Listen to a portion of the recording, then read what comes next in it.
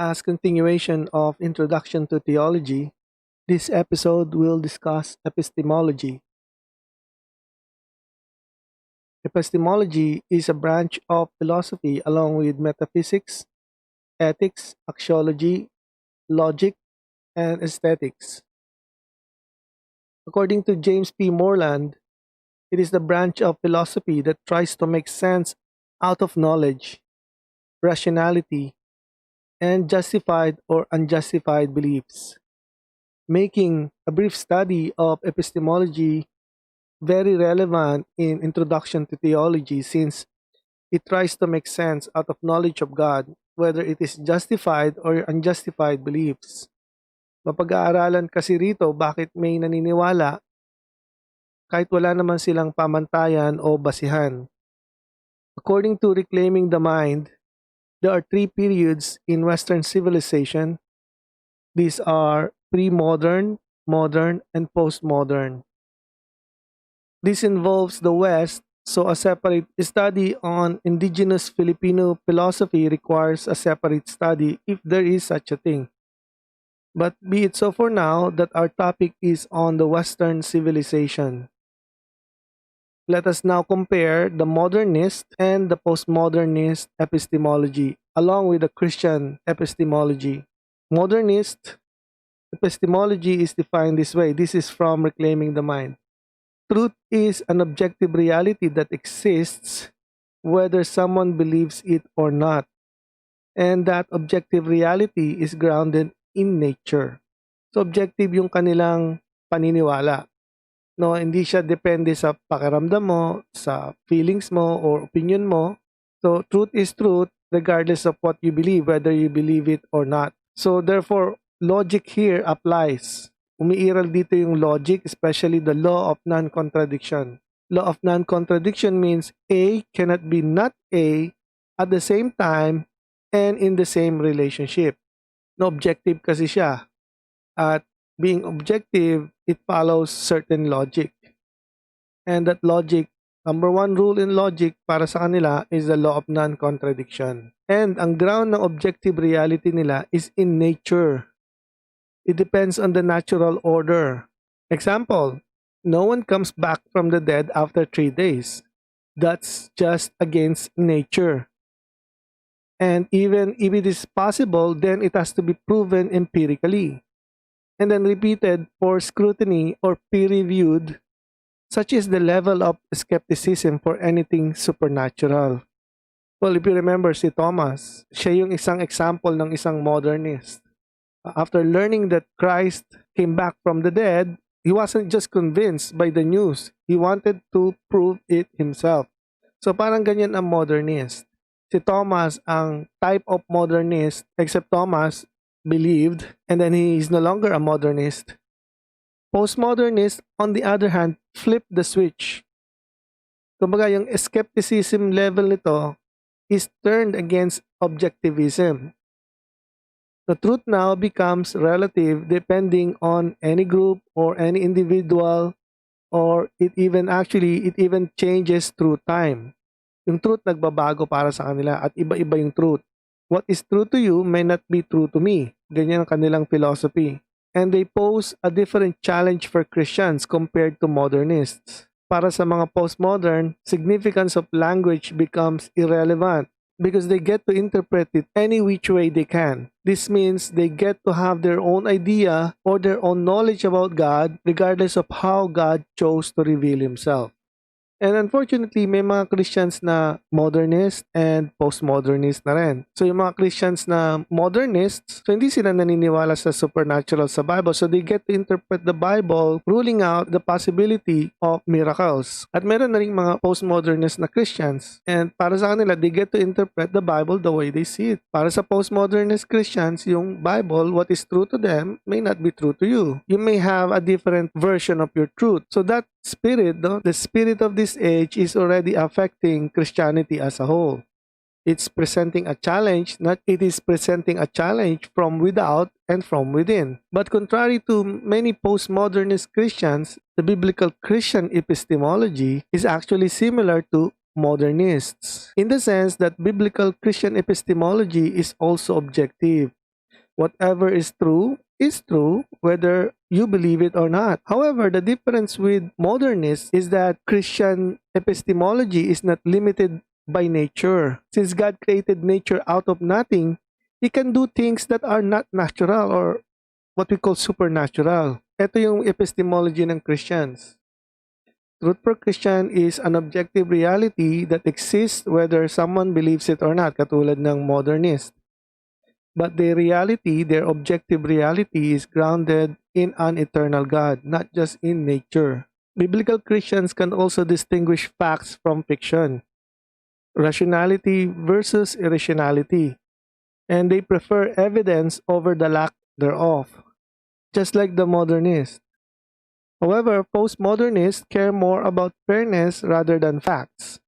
You may tell them about hell, but regardless whether that is a statement of fact, whether that is a statement of fact from the Bible, it's irrelevant if they don't think sending people to hell is fair. Your arguments may sound reasonable, but if they would affect interpersonal relationships, then your reasoning becomes irrelevant. Just imagine you are facing a jury full of postmodernists.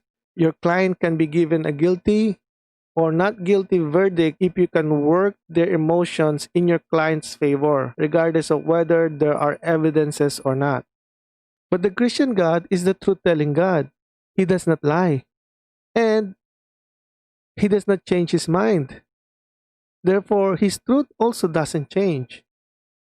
Kaya para sa Christian, God is the ground for Christian truth upon which he builds his faith.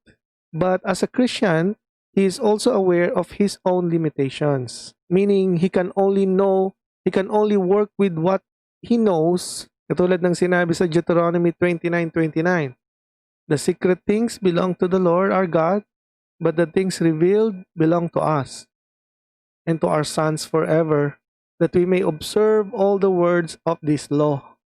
Now let's talk about some of the challenges Christians have to face when sharing their faith with the modernists. So narito yung mga objections ng modernists sa Christian faith. Number one, apparent contradictions in the Bible. No, that's the number one they will raise. Pag may nakita silang, hindi magkapareho ng statement sa Bible, they will raise it as an objection because they are modernists. No, they follow certain logic, especially the law of non-contradiction. Number two, they will say, the Bible was just written by men. Kaya yung doctrine of inspiration, doctrine of infallibility, and inerrancy of the Bible will be challenged. Number three, para sa kanila, to see is to believe. That's their motto. They demand empirical evidences for any supernatural claims. Katulad sa Bible, maraming supernatural things that happen in the narrative. And so para sa kanila, those things require empirical evidences. Number four, this brings us to evolution. No, para sa kanila, this is recognized authority in science, especially in the field of cosmology and human natural history or origin. Yung sa kanila, science trumps religion kasi yung evolution, para sa kanila, it proves creation is wrong. Hindi na-create ni God ang universe in 6 days. Kasi billions of years ito nag-evolve. And then medicine trumps miracles. Number 5, like I said, since they reject the supernatural and the Bible is full of supernatural, then the Bible gets rejected as well, or yung mga kwento na supernatural, they will call it embellishment lang or exaggeration. Okay, now let's talk about the postmodernist objections. Number 1, yung violence sa Old Testament. Definitely, it will be questioned. You have to explain that. And number 2, they will cite history of Christian violence. So you will be guilty by association since Christianity have had a history of bad eggs within it, spoiling the whole lot. Katulad ng Roman Catholic Inquisition when heretics were burned at the stakes and the hypocrites from within the church. Number 3, the problem of evil. No, and they will not just question the Old Testament, they will not just question Christianity, they will also question God. If God is almighty and all-powerful, how come he can't even deal with the problem of evil? Or why would God allow bad things to happen to good people? Or, number four, if God is a loving God, why would He send anyone to hell? Why not just save all mankind? Kaya, owing it to their relativistic nature, no, yung exclusive claims ng Christianity like Jesus is the only way to God will be questioned. Why would we even bother to say Christianity is better than any other religion? Why would we say Jesus is the only way? Why not Buddha? Why not Muhammad? Kasi nga, relativistic yung postmodernist. This is why Alistair McGrath recognized the challenges Christians face when sharing their faith to a relativistic postmodernist. He said, apologetically, the question which arises in the postmodern context is the following: how can Christianity's claim to truth be taken seriously when there are so many rival alternatives? When the truth itself has become a devalued notion, no one can lay claim to possession of truth. It is all a question of perspective. The conclusion of this line of thought is as simple as it is devastating. The truth is that there is no truth. Yan yung kanilang motto. No, kung ang motto ng modernist to cease to believe, ang motto ng postmodernist is there is no truth. Parang si Pilato, no? Sabi niya, what is the truth? Sabi niya kay Jesus. So Christians therefore are facing truth war in two fronts. One with the modernist and the other with the postmodernist. While he needs to be equipped with the truth of God's word, he also needs to be wise on how to communicate or even defend his faith against these spirits of the age. Number one, he shouldn't be surprised at all. No, 2 Peter 3, verse 3 to 4, warned that skepticism will abound or will arise in the last days. Sabi niya rito, above all, you must understand that in the last days, scoffers will come, scoffing and following their own evil desires. The spirit of the age is evident. Take, for example, how media is being discredited. Sure, some media are corrupt and can be bought, but not all. They have certain level of discipline and professionalism and integrity that is still there. And they don't report something that is not factual. They actually do fact checking on the background. And if there is a mistake, they make sure it is made public. But lately, you will notice media is getting a bad rap. They simply say the media is liberal or promoting an opposing political party, then everything becomes relativistic. Pipili ka na lang ng political party na kakampihan mo at mababaliwala na yung facts na nire-report ng media dahil iisipin mo partisan ng media and then you can call them fake news. Number two, you should continue to revere Christ as Lord and be prepared to answer with gentleness and respect. Sabi sa 1 Peter 3:15, but in your hearts, revere Christ Lord. Always be prepared to give an answer to everyone who asks you to give the reason for the hope that you have, but do this with gentleness and respect.